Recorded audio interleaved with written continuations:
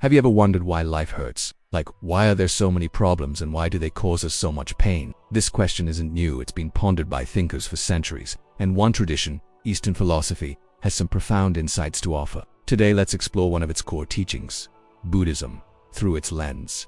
Why does life hurt? Let's unpack this together. A far-off land we'll reach once we graduate, get married, have kids, become financially stable. Somewhere over the rainbow, life will be sweet. We face illness, loss, rejection, disappointment. Even our closest relationships aren't immune to challenges. These are the times when the harsh truth hits us.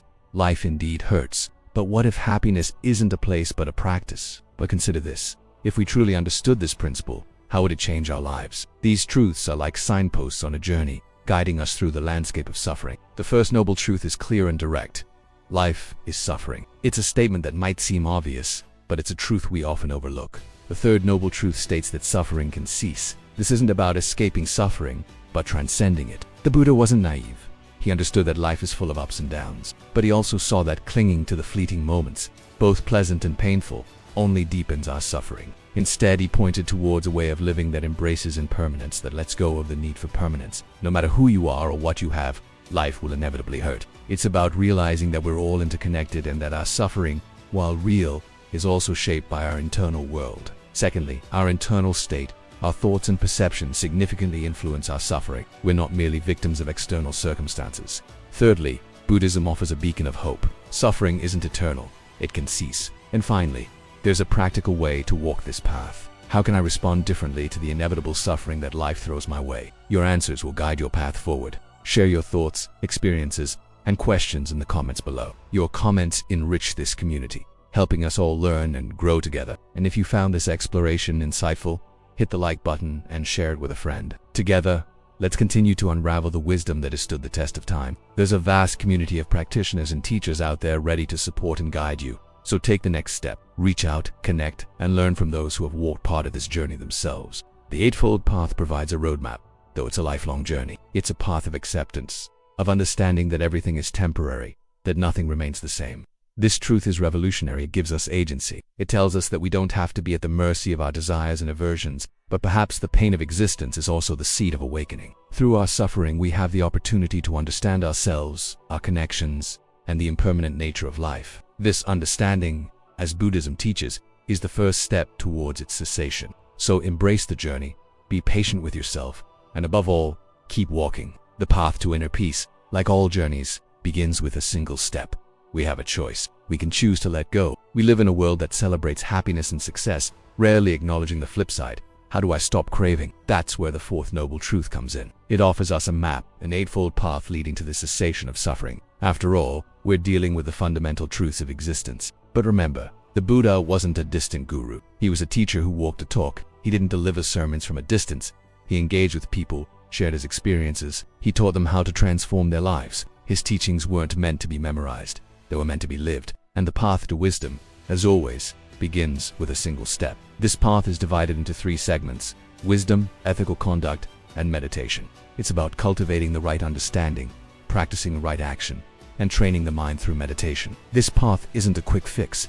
It's a lifelong practice. It's about gradual transformation, about learning to see things as they are, about acting in harmony with this understanding. Buddhism, however, doesn't shy away from this truth. It stares it down and invites us to do the same. This isn't about pessimism but realism. It's a path of understanding, of letting go, and of transformation. It's a path that starts with a single step, a step towards wisdom. The Buddha wasn't trying to paint a grim picture of the world. He was offering an honest assessment, a starting point for understanding our existence. Remember, he said life is suffering. Not always life is hard. There's a difference. We all experience suffering at some level, whether it's physical pain, emotional distress, or the existential angst that comes with being human. It shifts the focus from blaming external circumstances to acknowledging our internal role. It's about recognizing that while we can't always control what happens to us, we can control how we react. It's a subtle yet powerful distinction, and that's just the beginning. Enter Buddhism, an ancient tradition that's less about dogma and more about living a life of mindfulness and understanding. We often think happiness is a destination, don't we? This craving arises from our attachment to three: our attachment to pleasure, our aversion to pain, and our desire for permanence. We don't want things to be as they are. We want them to be different, better, more permanent. And this constant struggle between what is and what we want leads to suffering. When we lose something or someone we love, we suffer. But sometimes we also suffer when we have what we thought we wanted. For instance, imagine winning a competition you've worked hard for. In that moment, a trophy feels heavy in your hands. You bask in the glory of your achievement, but then something shifts. The trophy starts to feel like a burden. The constant pressure to defend your title, the fear of losing it all hangs over you. Suddenly, the very thing you craved becomes a source of stress. Why? Because craving creates a gap between what is and what we want it to be. And this gap, this unmet desire, causes suffering. So here's what Buddhism has to say about suffering and how to navigate it. First, let's tackle the obvious. Life is tough.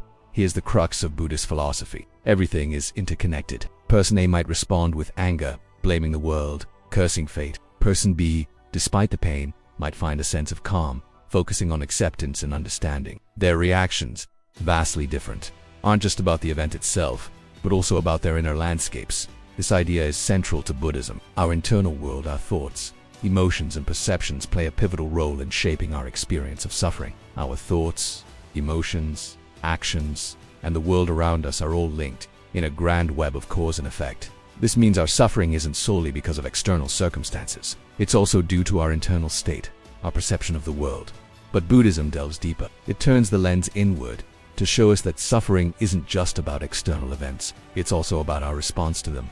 Let me explain. Imagine two individuals facing the same situation, like the death of a loved one. This might sound like a philosophical debate, a mere intellectual exercise. Delving deeper into Buddhist philosophy, we come across the Four Noble Truths. The second noble truth further deepens this understanding. The truth is, suffering is caused by craving. Having identified the problem, Buddhism offers a glimmer of hope. Now, you might be wondering, how do I let go? Now, this might seem like a daunting task. In essence, Buddhism offers us a different way of seeing the world, a way that acknowledges our suffering without succumbing to it. So what can we learn from this? Firstly, suffering is a universal experience. This journey isn't about escaping the world. It's about engaging with it more deeply, more mindfully. As we wrap up our exploration of Buddhism today, remember, life does hurt. As you reflect on these teachings, ask yourself, how can I apply this wisdom in my daily life? And remember, you don't have to walk this path alone. As we conclude this journey into Buddhism today, I invite you to keep this conversation going.